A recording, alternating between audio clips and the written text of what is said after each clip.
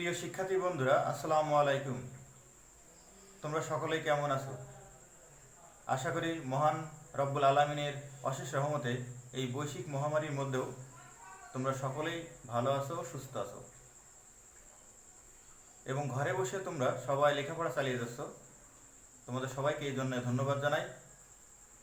তোমাদের এই লেখাপড়াকে আরও এগিয়ে নেওয়ার জন্য আমরা অনলাইনের মাধ্যমে তোমাদেরকে সহযোগিতা করে যাচ্ছি। তারই ধারাবাহিকতায় আজ আমি তোমাদের সামনে অনলাইনে হাজির হয়েছি। প্রিয় শিক্ষার্থী বন্ধুরা, তোমাদের সকলকে আমার অনলাইন ক্লাসে স্বাগত জানাই।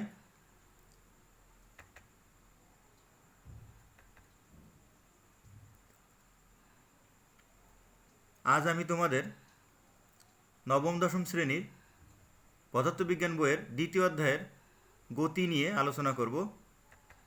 আমি আশা করি তোমরা সকলেই মনোযোগ সহকারে ক্লাসটি উপভোগ করবে। তো আমরা কথা না বাড়িয়ে চলো আমাদের অনলাইন ক্লাসে ফিরে যাই।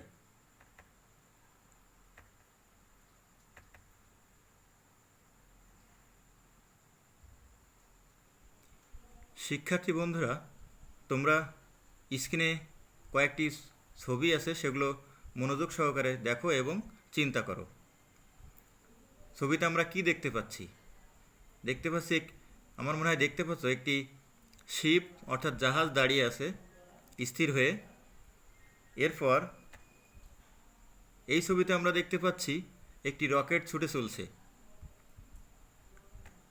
নেক্সট, এরপরে আমরা দেখতে পাচ্ছি অনেকগুলো মোটরসাইকেল চলছে অর্থাৎ র্যালিতে। এবার এই ছবিতে আমরা কি দেখতে পাই একটু ভালো করে লক্ষ্য করি। দেখতে পাচ্ছি স্থির হয়ে দাঁড়িয়ে থাকা মানুষ, চলন্ত গাড়ি, চলন্ত পাখা, স্থির একটি বস্তু। তো এগুলো নিয়ে আমরা একটু চিন্তা করি। শিক্ষার্থীরা, আমরা চিত্রগুলো থেকে বুঝতে পারলাম আমাদের চারপাশে যা কিছু আছে তার মাঝে কোনোটি স্থির বা স্থিতিশীল এবং কোনোটি চলমান বা গতিশীল। সুতরাং তোমরা নিশ্চয়ই ধরে ফেলেছো আমাদের আজকের পাঠদানের বিষয় হলো স্থিতি এবং গতি। আমরা প্রথমেই শিখব স্থিতি কী। চলো আমরা শিখি স্থিতি কী। সময়ের সাথে কোনো বস্তুর অবস্থানের যদি পরিবর্তন না হয় তাহলে সেটি স্থির, অর্থাৎ সময়ের পরিবর্তনের সাথে পরিপার্শ্বের সাপেক্ষে যদি কোনো বস্তুর অবস্থানের পরিবর্তন না ঘটে তখন ওই বস্তুর অবস্থাকে স্থিতিশীল অবস্থা বলে এবং ওই বস্তুকে তখন বলা হয় স্থির বস্তু, অর্থাৎ এটাই হলো স্থিতি। আমরা যদি একটু উদাহরণটি লক্ষ্য করি তাহলে বিষয়টি আরও পরিষ্কার হবে। তোমরা চিত্রে দেখতে পাচ্ছ একটি বাড়ি, যেটি তৈরি হয়েছে 1971 সালে। এখন 2021 সাল। বাড়িটি যেখানেই ছিল, যে অবস্থানে ছিল সেই অবস্থানেই আছে, অর্থাৎ বাড়িটির অবস্থানের কোনো পরিবর্তন হয়নি, তাই এটি স্থির আছে, অর্থাৎ এই বাড়িটি স্থির। এটাকে আমরা বলি স্থিতিশীল অর্থাৎ স্থিতি। আমরা আরও একটি উদাহরণ লক্ষ্য করি। এবার তোমরা এই চিত্রটি লক্ষ্য করো। দেখো, একটি বস্তুর সাপেক্ষে একটি বালক বসে বই পড়ছে। বস্তুটিও স্থির, বালকটি স্থির, অর্থাৎ বালক এবং বস্তুর কোনোটারই কিন্তু গতি নেই। সময়ের সাথে সাথে বস্তু এবং বালকটি অর্থাৎ ছেলেটির অবস্থানে কোনো পরিবর্তন হচ্ছে না। তাহলে আমরা এটা কি বলতে পারি? স্থিতি। সময়ের পরিবর্তনের সাথে সাথে বস্তুটি সাপেক্ষে ছেলেটির অবস্থানের কিরূপ পরিবর্তন হচ্ছে, অর্থাৎ কোনো পরিবর্তন হচ্ছে না। তোমরা দেখছো, এটাই হলো স্থিতি। তাহলে চলো এবার আমরা শিখি গতি কী। তোমরা ইতিপূর্বে জেনেছো স্থিতি কী বা স্থিতিশীলতা, এবার শিখবে গতি কী। সময়ের সাথে কোনো বস্তুর অবস্থানের যদি পরিবর্তন হয় তাহলে সেটি হলো গতি, অর্থাৎ সময়ের সাথে সাথে কোনো বস্তুর অবস্থানের পরিবর্তন ঘটলে আমরা তাকে বলি গতি, অর্থাৎ গতিশীল, বস্তুটি গতিশীল। তোমরা একটু লক্ষ্য করে উদাহরণটি দেখো, চিত্রটি দেখো। সময়ের পরিবর্তনের সাথে বারটির সাপেক্ষে ছেলেটির অবস্থানের পরিবর্তন হচ্ছে কিন্তু, অর্থাৎ ছেলেটি বাড়ি থেকে দৌড়ে সামনের দিকে ছুটে যাচ্ছে, অর্থাৎ সময়ের সাথে সাথে বাড়ির সাপেক্ষে ছেলেটির অবস্থান কিন্তু পরিবর্তন হচ্ছে। এটাকেই বলা হয় গতি। যেহেতু এখানে সময়ের সাপেক্ষে অর্থাৎ সময়ের পরিবর্তনের সাথে সাথে ছেলেটির অবস্থান পরিবর্তন হচ্ছে, তাই এই অবস্থাকে বলা হয় গতিশীলতা বা গতি। বিষয়টি আরও আমরা পরিষ্কার হতে পারি। দেখো, চিত্রে তোমরা দেখতে পাচ্ছ সকাল 9:30 নোয়াখালী থেকে একটি গাড়ি ছিল, সেটি সকাল 10:30 ফেনীতে পৌঁছেছে, অর্থাৎ 1 ঘন্টা সময় ব্যবধানে সেটি নোয়াখালী থেকে ফেনীতে পৌঁছায়। এর অর্থ হলো গাড়িটি সময়ের সাথে সাথে অবস্থানের পরিবর্তন ঘটেছে। সময়ের পরিবর্তনের সাথে পরিপার্শ্বের সাপেক্ষে যখন কোনো বস্তুর অবস্থানের পরিবর্তন ঘটে তখন ওই বস্তুর অবস্থাকে গতিশীল অবস্থা বলা হয় এবং বস্তুর অবস্থা পরিবর্তনের এই ঘটনাকে গতি বলা হয়। তোমরা মনোযোগ সহকারে একটু দেখো এবং শোনো। সময়ের পরিবর্তনের সাথে পরিপার্শ্বের সাপেক্ষে যখন কোনো বস্তুর অবস্থানের পরিবর্তন ঘটে তখন ওই বস্তুর অবস্থাকে গতিশীল অবস্থা বলে এবং বস্তুর অবস্থা পরিবর্তনের এই ঘটনাকে বলা হয় গতি। আমার মনে হয় তোমরা স্থিতি এবং গতি সম্পর্কে ভালো একটা ধারণা পেয়েছো, স্পষ্ট ধারণা পেয়েছো। প্রিয় শিক্ষার্থীরা, কোনো কিছুর অবস্থান বিবেচনা করতে দরকার একটি নির্দিষ্ট বিন্দুর, যাকে বলা হয় মূল বিন্দু বা প্রসঙ্গ বিন্দু।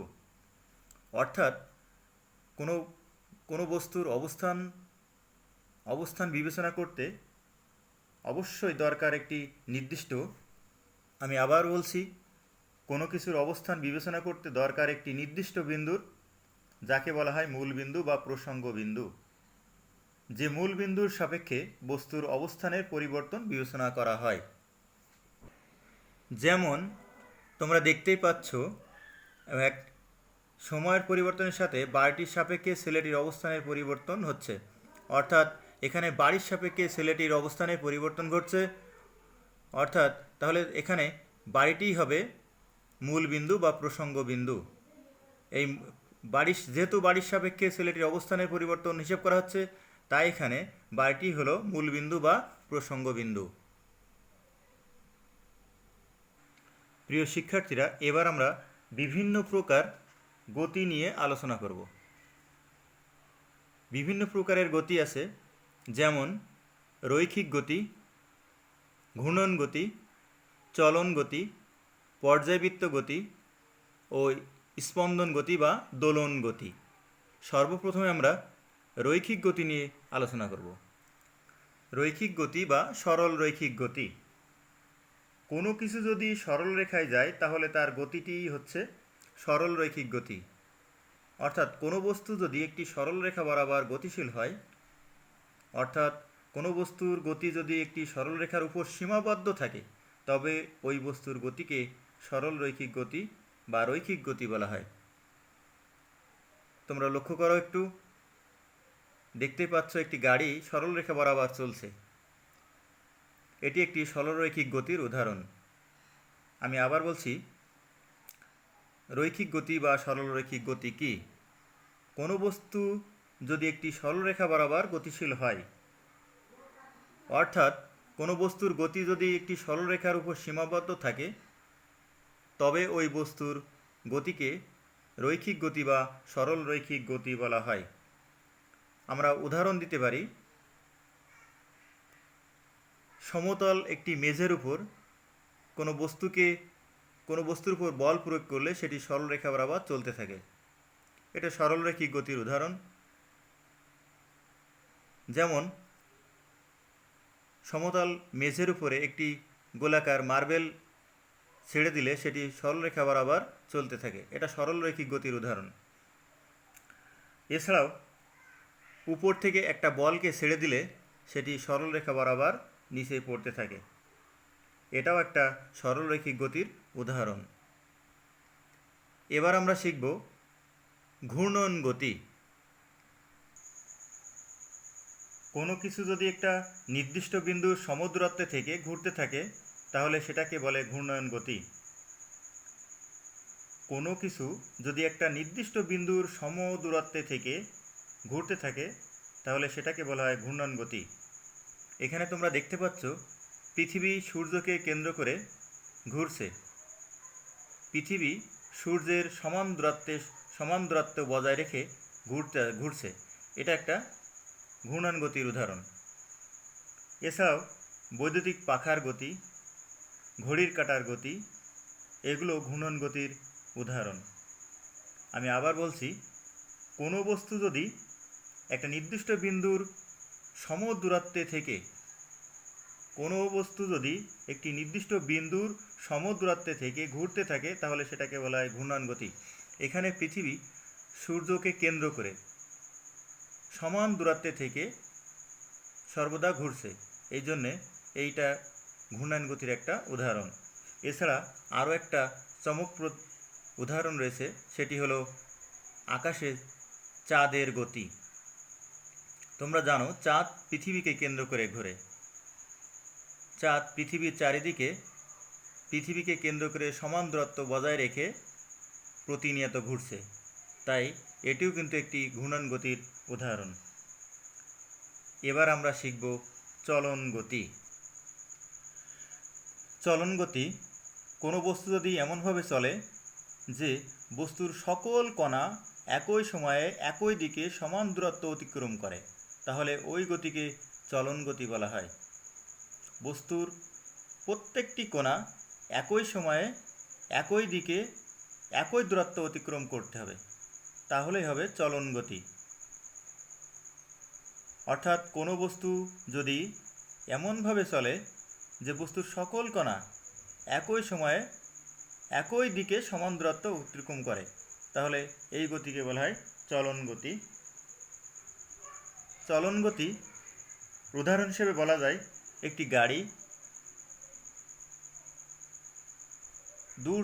গাড়ি এক স্থান থেকে অন্য স্থানে গেলে তার সমস্ত অংশই কিন্তু সমান সময়ে সমান দূরত্ব অতিক্রম করে, এই জন্যে গাড়ির গতিকে চলন গতি হিসেবে বলা যায়। সুতরাং আমরা বলতে পারি এভাবে যে কোনো বস্তুর গতি যদি এমন হয় যে সমান সময়ে অর্থাৎ একই সময়ে বস্তুটির প্রতিটি কণা একই দূরত্ব অতিক্রম করে তাহলে এই ধরনের গতিকে আমরা বলি চলন গতি।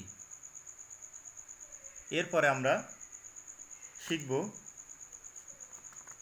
পর্যায়বৃত্ত গতি।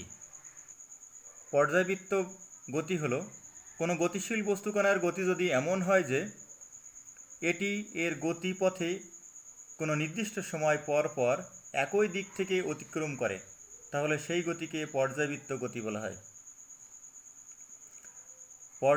পর্যায়বৃত্ত গতি হলো কোনো গতিশীল বস্তু অর্থাৎ কোনো গতিশীল বস্তুকণার গতি যদি এমন হয় যে সেটি এর গতিপথে কোনো নির্দিষ্ট সময় পর পর একই দিক থেকে অতিক্রম করে তাহলে সেই গতিকে পর্যায়বৃত্ত গতি বলে।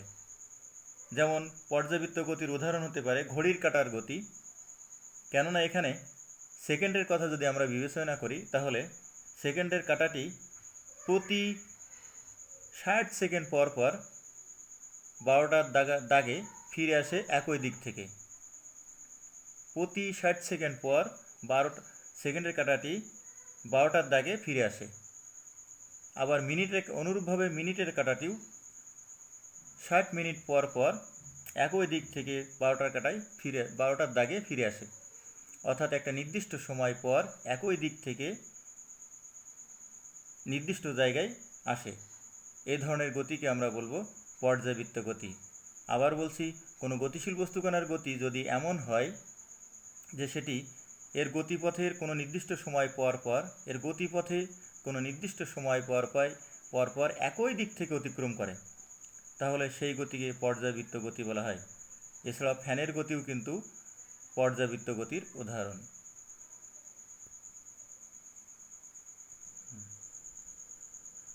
সরল দোলন গতি বা সরল স্পন্দন গতি বা দোলন গতি। সংক্ষেপে স্পন্দন গতি বা দোলন গতি। পর্যায়বৃত্ত গতিসম্পন্ন কোনো বস্তু যদি তার পর্যায়কালের অর্ধেক সময় একটি নির্দিষ্ট দিকে এবং বাকি অর্ধেক সময় একই পথে বিপরীত দিকে চলে, তবে এর গতিকে স্পন্দন গতি বা সরল স্পন্দন গতি বা দোলন গতি বলা হয়। তোমরা দেখতে পাচ্ছ একটি লোক গাছের ডালে দোল খাচ্ছে। দোলনের একটা পর্যায়ে বামে এবং একটা পর্যায়ে বামের ডানের দিকে যায়। ঠিক দোলনকালের অর্থাৎ একটি পূর্ণ দোলন সম্পন্ন করতে যে সময় লাগে তার অর্ধেক সময় একদিকে থাকে এবং বাকি অর্ধেক সময় অন্যদিকে থাকে একই পথে। এই ধরনের গতিকে দোলন গতি বা স্পন্দন গতি বলা হয়। তাহলে কি হলো? পর্যায়বৃত্ত গতিসম্পন্ন কোনো বস্তু যদি তার পর্যায়কালের অর্ধেক সময় একটি নির্দিষ্ট দিকে এবং বাকি অর্ধেক সময় একই পথে বিপরীত দিকে চলে, তবে এর গতিকে স্পন্দন গতি বলে। আমি আবার বলছি, এখানে পর্যায়বৃত্ত গতিসম্পন্ন কোনো বস্তুর পর্যায়কালের অর্ধেক সময় অর্থাৎ একটি পূর্ণ দোলন সম্পন্ন করতে যে সময় লাগে তাকে বলা হয় পর্যায়কাল। এই পর্যায়কালের অর্ধেক সময় একদিকে এবং বাকি অর্ধেক সময় ওই একই পথে ভিন্ন দিকে থাকে, তবে এই ধরনের গতিকে বলা হয় স্পন্দন গতি বা দোলন গতি। যেমন দোলনার গতি, তোমরা অনেকেই দোলনায় দোল খেয়েছো, এই দোলনার গতি কিন্তু স্পন্দন গতি বা দোলন গতির উদাহরণ।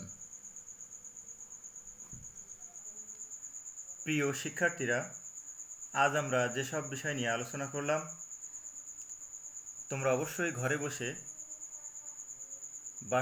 বসে সেগুলো পড়বে এবং কোনো সমস্যা বা মতামত থাকলে আমাদের ফোনে জানাবে। তোমরা অবশ্যই বিনা প্রয়োজনে ঘরের বাইরে বের হবে না। প্রয়োজনে ঘরের বাইরে যেতে হলে অবশ্যই শতভাগ স্বাস্থ্যবিধি মেনে চলবে। তোমাদের সবারই সুস্বাস্থ্য ও মঙ্গল কামনা করে আজকের মতো আমি এখানে বিদায় নিচ্ছি। আল্লাহ হাফেজ।